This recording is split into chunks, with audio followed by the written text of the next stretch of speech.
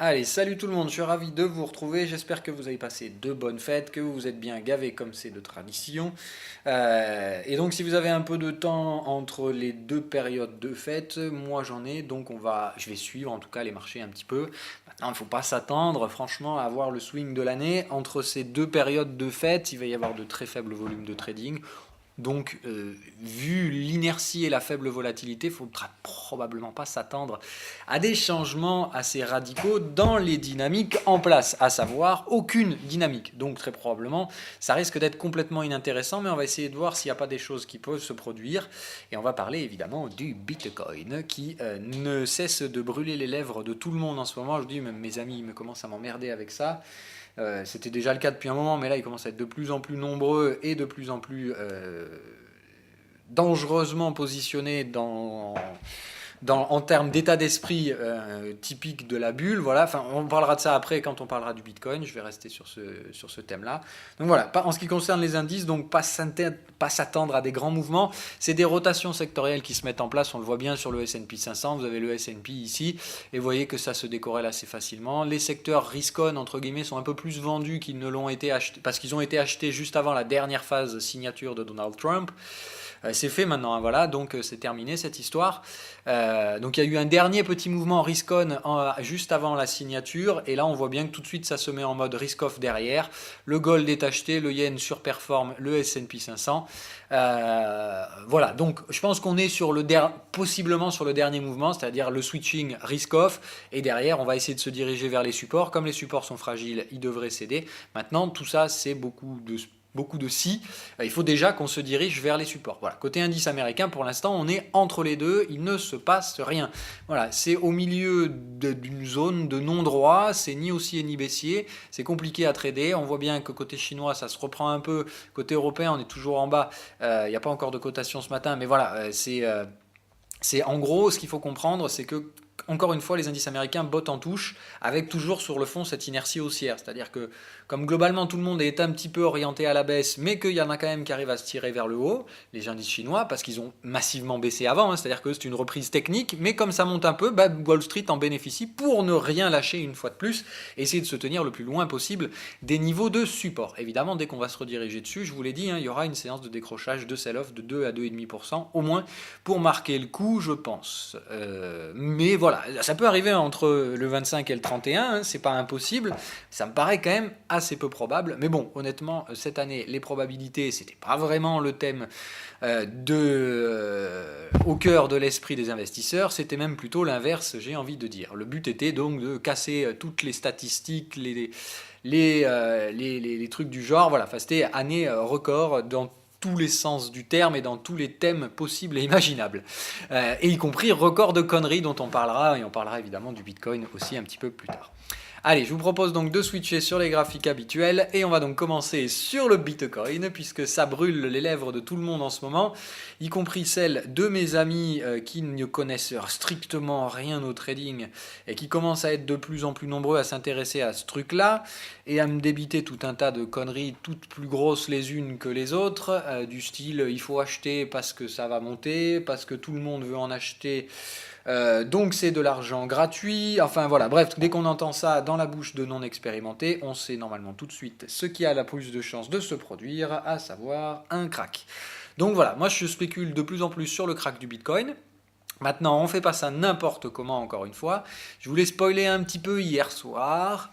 Voilà, je voulais vous montrer ce graphique du Bitcoin. Donc on le voit d'abord en daily, voilà, pour que vous compreniez bien le schéma. Le schéma, c'est qu'en daily, on cherche un cycle bullish. La volatilité 20 périodes est en train de se réduire. Donc déjà, ça veut dire une chose, la phase d'exponentialisation, elle est terminée sur cette vague-là.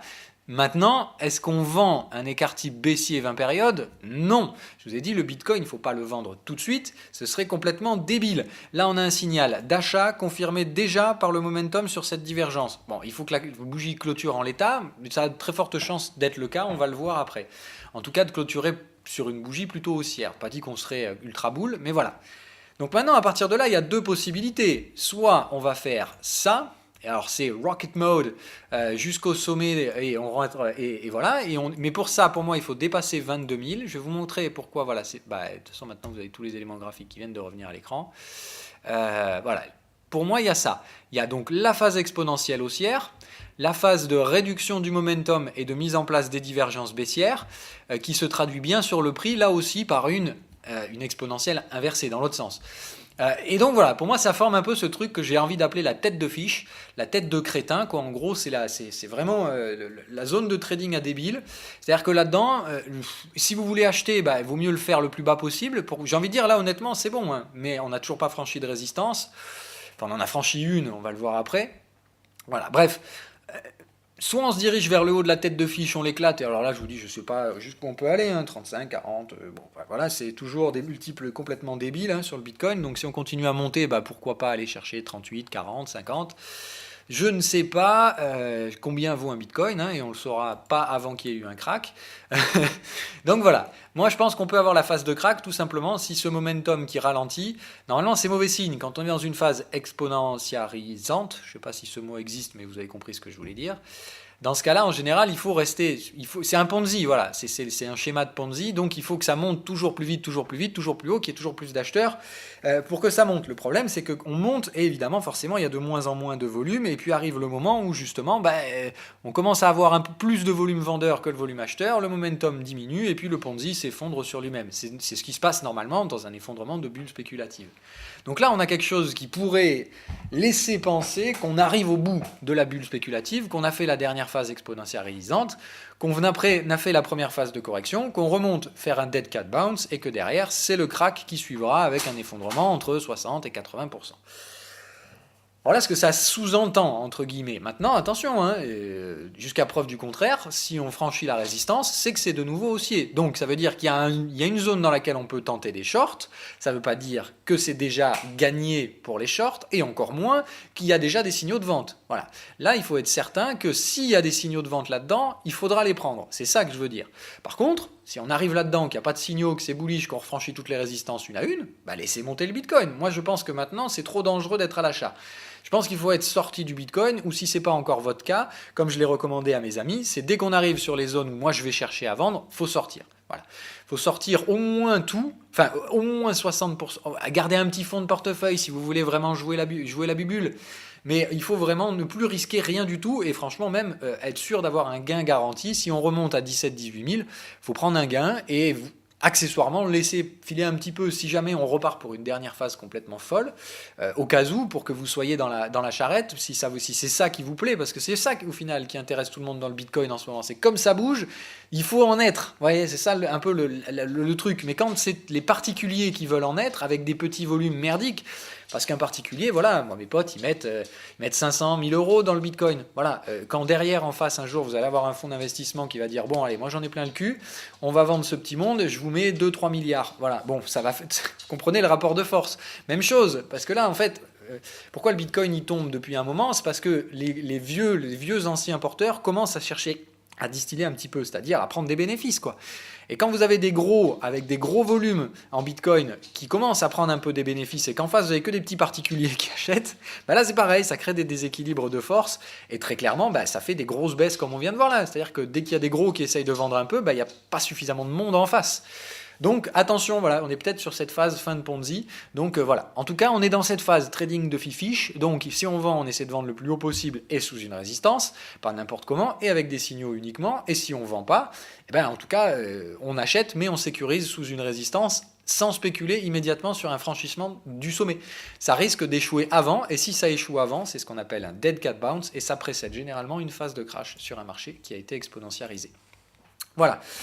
Ça, c'était donc pour l'aspect technique du Bitcoin. Maintenant, je vous dis, attention, le Bitcoin, c'est un actif particulier. Jusqu'à preuve du contraire, pour l'instant, on ne connaît pas son prix. Donc, jusqu'à preuve du contraire, le vendre, c'est vendre sans la certitude qu'on ait vraiment trouvé le sommet. Hein. Voilà. Ça, c'est vraiment pour être pragmatique. Après, pour moi, le décompte est plus ou moins terminé. Je pense qu'on a ce qu'il faut. On voit bien les sous-décomptes sur cette vague aussi. Donc, j'ai envie de... Voilà. Mais après, je vous dis, le Bitcoin, c'est un truc particulier. Voilà. Donc, toute la seule question est de savoir comment va se produire la prochaine hausse de momentum. Si elle reste baissière et qu'ensuite on repart au sud. En gros, on retrace un peu sous les résistances, mais on ne franchit pas le sommet. Le momentum se redistille à la baisse et on se redirige vers le support. Et alors là, par contre, cette zone-là, des 12-13 000, il faudra la shorter full leverage pour jouer le massacre de tous les petits particuliers. Parce que là, tous ceux qui vont acheter ici 15, 16 000, 17 000, pensant que ça va encore monter, quand on va commencer, si on commence à les reverse et qu'on se revient sur cette zone de support, là, 13, 12 000, ils vont être tous en train d'essayer de vendre ou de paniquer ou de devenir complètement ouf. Et derrière, on ramasse tout le monde à la vente, là, ici. Voilà. Évidemment, tous les petits particuliers ici vont être là à dire il faut acheter 10 000 $, c'est intéressant. Évidemment, il faudra les vendre autant que faire se peut. Donc voilà.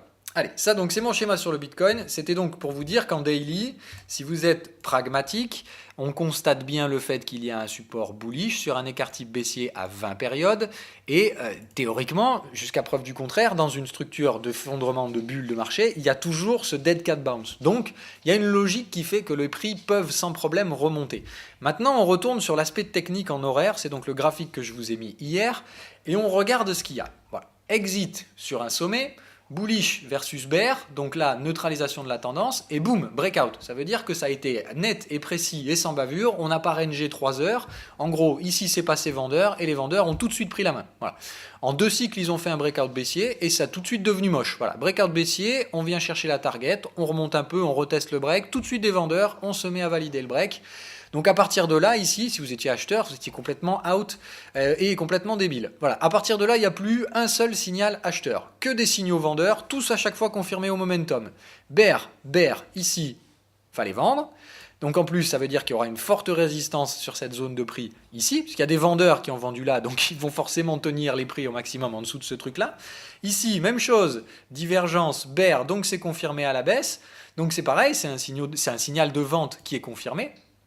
Quand vous avez momentum et sine wave qui vous donnent le même signal, c'est qu'il y aura une résistance ici quand on remontera. Et c'est ce qu'on est venu chercher ce matin. Donc après, évidemment, ça se voit, mais c'est tellement visible que ça en crève pratiquement les yeux. Voilà, tout le monde l'a vu, cet oblique. Donc évidemment, hier soir, quand je vous l'ai posté sur TradingView, je vous ai dit, voilà, ce truc-là, pour l'instant, c'est un triangle. Jusqu'à preuve du contraire, il n'y a pas de cycle de baisse en support, c'est-à-dire qu'ici vous n'avez pas un seul cycle bullish ou TP ou exit, il n'y a rien en soutien haussier. Donc déjà, interdiction d'acheter quoi que ce soit tant qu'on ne franchit pas une résistance. Donc il fallait au moins hier soir passer cette zone de prix, donc passer les 14 500. C'est ce qu'on a fait là pendant la nuit, donc le Bitcoin s'affranchit de cette résistance et vient chercher quoi ? Comme par hasard, la résistance suivante. Je l'ai dit, ça, ce sera une résistance. Signal de vente sine wave plus momentum, normalement, les prix passeront pas au-dessus de ça avant un repli sur le support. Donc là, normalement, c'est repli vers le support. Ensuite, il se passe quoi ? Soit on casse le support de nouveau et on part plus bas, soit au contraire, on revient et on casse cette résistance et on va chercher petit à petit la résistance suivante, donc 17 100, 600, un truc comme ça. Et accessoirement derrière, un potentiel nouveau repli vers un support, puis je pense 18 300, qui est moi la zone que je vais essayer de vendre. Voilà, moi je vais essayer de me positionner ici, entre 17 100 et 18 300, c'est ici que se situera ma zone de vente. Ok, ça correspond à des niveaux techniques. Vous voyez qu'on est dans la zone de trading neuneux. Je l'ai anticipé pour l'instant, puisqu'on a franchi le triangle. Maintenant, je peux la valider. Mais voilà, déjà hier soir, je sentais que c'était ça qui allait se produire. Donc voilà, j'ai activé ma zone de trading neuneux. Donc à partir de là, le minimum pour vendre, c'est 61%. Donc on ne peut pas vendre là sous 16 300. Il faut attendre au moins qu'on soit au-dessus de ça. Et comme on est bien dans une zone de trading neuneux, on regarde comment se sont comportés les prix. On vient chercher le bottom. Hop, on dépasse 38%. Rappelez-vous, système de trading neuneux. Donc là, normalement, on cherche des signaux d'achat dans un schéma de pullback. Ici, on avait sine wave à l'achat et momentum survendu. Donc le seul signal d'achat que vous aviez, il était à la clôture de cette bougie-là. Donc comme par hasard, en plus, ça a été le bottom. Mais sine wave ne donne pas un signal d'achat, il donne juste un cycle de faible, enfin un weak bull cycle, c'est-à-dire oui, un cycle faible, il faudrait que je trouve une dénomination en français. Mais en gros, c'est pas un cycle tenu par les acheteurs, c'est juste un cycle où on devrait retrouver des prix haussiers, mais c'est pas bullish non plus. Donc là, il n'y avait pas de confirmation sine wave, il y avait juste, en gros, un cycle haussier et une survente de momentum qui permettait de trouver le bas du triangle, entre guillemets. Mais ici, c'était toujours pas haussier. Voilà. Pour moi, on est haussier que ici, parce qu'on franchit une résistance et qu'on a construit un momentum haussier. Voilà. Mais c'est tout. Voilà, à partir de là, on est maintenant dans une structure de neutralisation, c'est toujours pas haussier, mais en tout cas on a neutralisé la phase de baisse, ça veut dire qu'on peut confirmer notre bottom. Donc on place notre trading neuneu et vous voyez donc qu'ici on a réagi dans la partie basse. Donc là on est normalement dans un schéma type de trading neuneu qui nous amène donc à un TP1 ici à 16 410, d'accord, qui est donc ce précédent support qu'on a bien brisé ici. Et après, normalement ça nous fait un TP2 ici à 17 615 et normalement, rappelez-vous, dans un trading neuneu, on est sur le premier repli en zone de résistance, on doit vendre cette zone-là. Donc si on est bien dans un trading neuneu, théoriquement on doit vendre ce truc. Et normalement, ça concorde avec le système Dead Cat Bounce. C'est-à-dire que si on échoue ici, c'est plutôt mauvais signe pour le Bitcoin, puisque derrière, si on se replie vers les supports, ils vont être en très très grand danger si on revient chercher la zone des 14 500. Ok ? Donc voilà, le truc, ça va être vendre là, essayer de voir si on peut se replier sous les 14 000, et si on se replie sous les 14 000, et puis qu'on franchit cette zone-là, voilà, la zone de trading neuneu, rappelez-vous, c'est-à-dire que ça reste neutre après tant qu'on n'arrive plus à franchir les bornes. Donc si on remonte là, ok, et qu'ensuite, ici c'est bien vendu, et qu'on se redirige vers la zone ici, soit la zone ici elle fait support, et dans ce cas-là on continue, et je pense qu'à terme ce sera une sortie haussière du Bitcoin, et probablement une nouvelle, enfin voilà, on va voir, mais en tout cas ce ne sera pas fortement baissier, ni en risque de crack, tant qu'on ne franchira pas ce truc-là. C'est-à-dire que là où vraiment il faudra passer full leverage, c'est quand on passera ici en bear. Quand on franchira par le bas cette zone-là, ici, c'est là où ça va devenir, mais ça va être l'enfer pour tous les acheteurs, parce que là, ici, il n'y aura plus que des vendeurs dans le marché, et probablement plus que des petits acheteurs en face, petits particuliers en désespoir de vouloir acheter du Bitcoin absolument en pensant qu'il n'est jamais trop tard pour le faire. Voilà, c'est ici que ça deviendra très très moche. Donc en attendant, il n'y a qu'un seul trade à prendre, c'est ici. On sécurise sa vente ici et on regarde derrière s'il y a un effondrement. S'il y a un effondrement, ici on repasse full leverage short et on joue l'éclatement de la bulle. Et alors attention, hein, l'éclatement d'une bulle c'est rapide. Ça veut dire que sur le Bitcoin, en 3 jours ça peut être plié et on a fait moins 50, moins 60%. Ensuite on sort et on touche plus. Et on attend que ça se stabilise, et quand ça se stabilise, pendant 1 mois ou 2, derrière on rachète du Bitcoin pour les 3 prochaines années. Voilà, moi ça va être ça mon schéma. Mais tant qu'on n'aura pas stabilisé les prix pendant 1 ou 2 mois sur un support, et un support très bas, hein, c'est-à-dire probablement sous les 6 000 $, il n'y a pas d'achat de Bitcoin à faire pour moi. Maintenant, il n'y a plus que des achats de long terme à faire. On a terminé le cycle de hausse spéculative, je pense, si on fait ce Dead Cat Bounce. L'objectif maintenant, ça va être donc de se repositionner dans cette tendance qui est donc haussière. Maintenant, on sait que le Bitcoin est en tendance haussière, mais on sait qu'il faut l'acheter après éclatement de la bulle spéculative. Cette première phase spéculative, elle est maintenant terminée, et généralement, historiquement parlant, on a donc ensuite un repli massif, un éclatement de bulle, une stabilisation, puis on se redirigera normalement dans un cycle éventuel de hausse. Je vous dis, si le Bitcoin existe toujours entre-temps, hein, il se peut très bien, je vous dis, c'est des technologies assez spécifiques, il se peut très bien que demain on crée le crétin coin et que tout le monde décide que c'est le crétin coin le référent et tout le monde sort du Bitcoin. Et d'un coup, votre Bitcoin ne vaut plus rien du tout. Donc il faut vraiment faire attention. Bon après, moi je ne me renseigne pas plus que ça dans les cryptos, donc certains me trouveront que je suis stupide, mais voilà, je pense qu'il y a un aspect technique sur les cryptos qui est intéressant et qui les rend tradables comme n'importe quels actifs. Et évidemment, comme n'importe quels actifs, bah, là, ça a toute la forme d'une bulle. Et les gens qui osent qui osent me dire que le Bitcoin n'est pas une bulle, malheureusement, généralement, ce sont plus des geeks que des traders, sauf que je vous dis, voilà, c'est quand même un actif de trading, c'est spéculatif, hautement spéculatif, et malheureusement, bon voilà, par expérience, c'est quand même une bulle ce machin-là, et évidemment, toutes les bulles ont toujours historiquement fini de la même façon, même si en face, tout le monde était toujours là pour dire, mais non, cette fois, ce sera différent, ce ne sera pas une bulle. On disait la même chose pour les .com, on dira la même chose pour le Bitcoin, et pourtant ça se cassera très probablement la gueule un jour ou l'autre. Voilà. Après, je vous dis pas de certitude que ce soit absolument tout de suite. Bref, donc sortie haussière du triangle, neutralisation, toujours échec pour l'instant sous la première résistance. On est toujours dans un cycle vendeur qui est non dépassé, donc pour le moment on est dans une phase simplement de retracement, mais de retracement après une phase de baisse. Tant qu'on reste sous le signal bear trend, on est baissier. Donc voilà, pour moi si on remonte là-dedans et qu'il y a un signal de vente, on reste dans la réplique de cette phase de baisse, et je vous dis ça peut être très moche ensuite ce qui se passera. Si on repasse au-dessus de ça, vous l'aurez compris, dépassement de la zone de trading neuneu, et là ici au-dessus effectivement il ne faut plus être vendeur, il faut laisser le Bitcoin monter, ensuite voir s'il arrive à franchir 20 000, s'il arrive à remonter jusqu'à 22 000, et puis s'il accélère encore une fois au-dessus de ces niveaux. Mais pour l'instant voilà, résistance atteinte, donc là en gros le seul trade qu'il y avait à faire hier, c'était soit on faisait ultra spéculatif, on jouait la sortie du triangle, on prenait 1000 et quelques dollars et on sortait. Voilà, il n'y avait que ça à faire. Là maintenant, on est sous une résistance, le marché n'arrive pas à la franchir, donc il va probablement se replier vers ce support et éventuellement essayer de retenter une nouvelle fois derrière. Moi je pense que ce qu'on a le plus de chances de voir se produire sur les prix, c'est le bon vieux système de l'ABC. Hop, voilà, qui nous amène, comme de par hasard, tout droit vers la zone de vente que je cherche. Donc voilà, j'ai envie de dire, pour moi, c'est ces deux résistances-là qui vont jouer le boulot. Soit on échoue carrément ici à 17 000, soit on va chercher un petit peu plus haut 18 400. Mais si ça vend dans cette zone-là derrière, c'est la forte probabilité que ce ne soit qu'un dead cat bounce. Et je vous dis, dans ce cas-là, derrière, c'est un schéma de marché qui est très classique. Et si les prix retombent derrière et franchissent le moindre support, ce sera la Bérésina. Et il n'y aura plus que des vendeurs dans ce marché. Voilà, voilà. Allez, on a fini pour le Bitcoin, on retourne sur les indices et on fait donc le S&P 500. Hop. Donc notre S&P 500, jusqu'à preuve du contraire, toujours sous des résistances. Donc il n'y a pas de, voilà, il n'y a pas de, c'est pas haussier comme marché. Maintenant, voilà, comment on se positionne là-dedans? Moi, tout ce que je constate, c'est qu'on arrive sur des fins de cycle haussières. Donc à partir de là. Voilà, moi je cherche des ventes, c'est clair. Mais je vous dis, attention, tant que le signal n'est pas imprimé,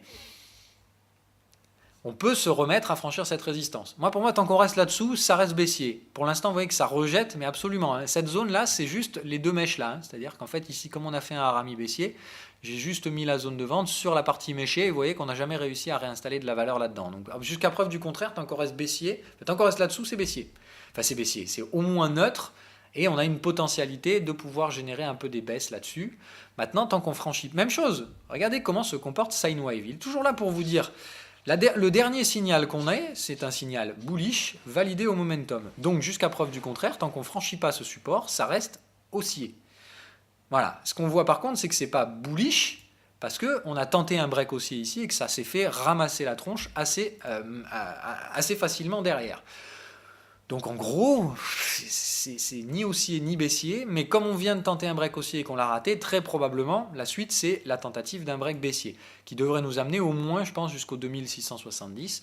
Donc je dirais que là, on a une forte probabilité de se replier en direction des 2670, et après, advient ce qui pourra. Si ici, on va plus bas, tendance baissière. Si ici, on remonte et qu'on franchit la résistance, retour à la tendance haussière. Si on ne parvient pas à franchir la résistance, poursuite du range entre ces deux zones. Voilà. Mais pour moi, il faut franchir les 2670 à la baisse pour pouvoir installer une tendance baissière. En tout cas, essayer, tant que possible, d'installer une tendance baissière. Mais tant qu'on restera au-dessus de ce prix, il n'y a toujours rien de baissier.